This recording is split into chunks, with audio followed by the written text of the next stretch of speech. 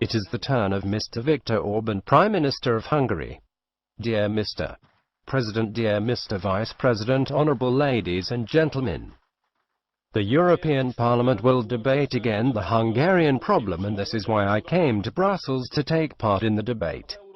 I am a member of the Parliament for almost 30 years, and I highly appreciate the discussion of different opinions, which is the basics of the European Union and the democracy. I am convinced that right decisions come out from different opinions. With my presence, I want to help you to make the right decision about Hungary. I remember when the previous Parliament resolutions have not been fair to us. An example, the failed Tavares report. You should know, we Hungarians, we will never give up the fight, and today I want to use the power, strength and sanity in this debate. Partially our discussion is with you and partially with an American financial speculator. I know that Hungary's power is much less than yours and the power than the American financial speculators George Soros, who ruined the lives of millions of people in Europe, who was fined in Hungary due to speculations. He openly admitted that he is the enemy of Euro, yet highly ranked union leaders greeted him. But this is not a reason to judge us with false accusations. Honorable members of the Parliament, I am here to defend my country. It is important for me to talk about our successes as well. In 2008 we started where Greece was at the time. Hungary asked for loan from IMF and you. This loan was fully repaid. The money has since created several 100,000 jobs. The unemployment rate in Hungary reached the lowest level in the Union, about 4%.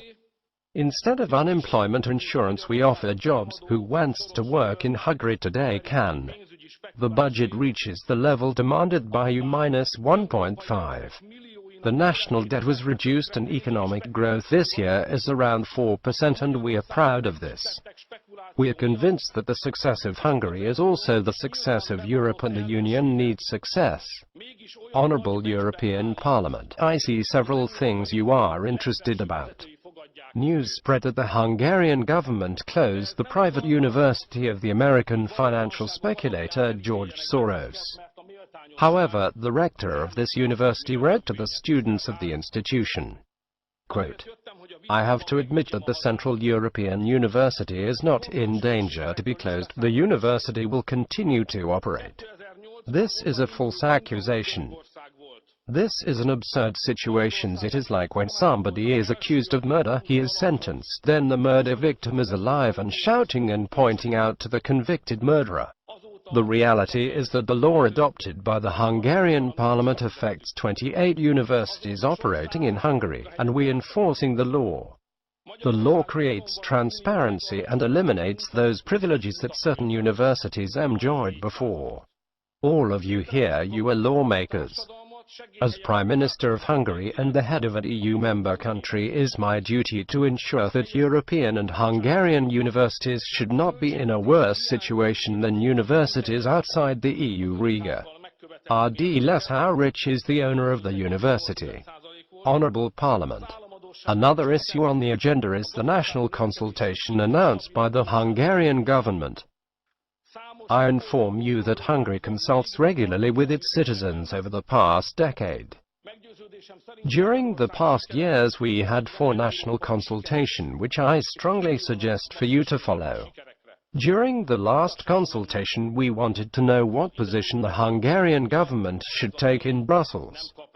Honorable members, ladies and gentlemen, I would like to state clearly that Hungary and the Hungarian government is committed toward the Union, and this should not be an issue.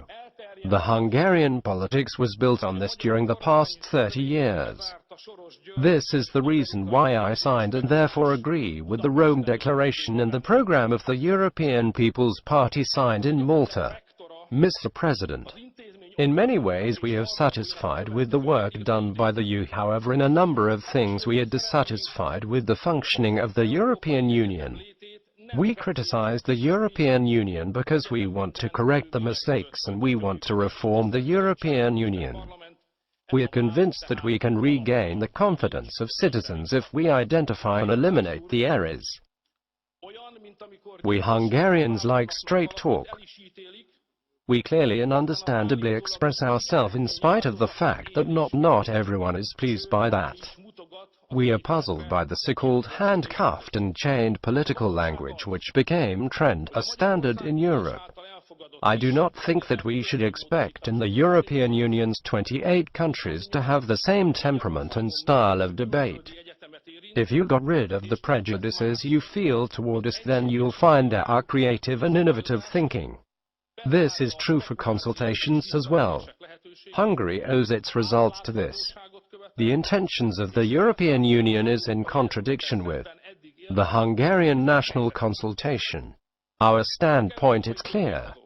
In Hungary's case, the European Union's treaties are contradictory to the widely publicized compulsory resettlement of migrants. Hungarian citizens' sole discretion is to decide whom they wish to live with. Important information is that George Soros and his NGOs wish to import to Europe 1 million migrants per year. This program was openly and widely publicized by him, offering a loan as well. I am sure you know about it. We strongly reject this plan. We do not want you either to take away the Hungarian government's right to decide about the utility prices of the right of taxation in Hungary. We have the strong feeling this will push the prices sky high. The Hungarian people do not need this. Families have suffered a lot. Why the committee is constantly criticizing the Hungarian public employment system, which works excellent. We do not wish to change the Union and national rules. We would like to defend the present rules in the EU. This is where the Stop Brussels logo comes from. The common present rules. We are defending a European acquisitions, therefore it is unjust to call the Hungarian consultation anti-European. In our opinion, the strength of Europe relies on its member states' strength. Those members have the responsibility for the budget and the debt limit and the defense of the borders. Honorable members, we form our decision based on debate and opinions.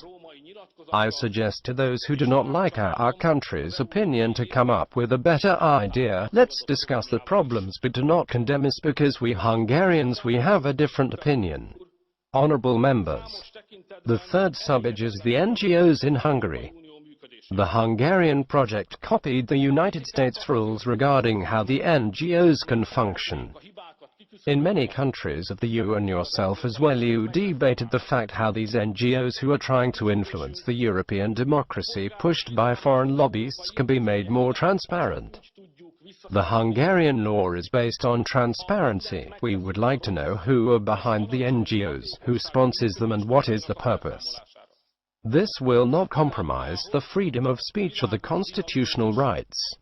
Honorable members, it is important for me to state that the functionality of the Hungarian government always was transparent and consistent. We respected the rules.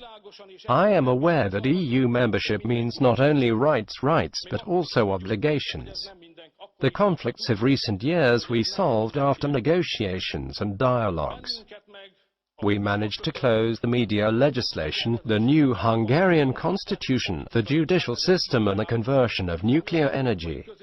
And these cases were closed successfully. I assure you, Mr. President, that we would like to close the current affairs the same way. Honorable Parliament, Hungary is a proud country.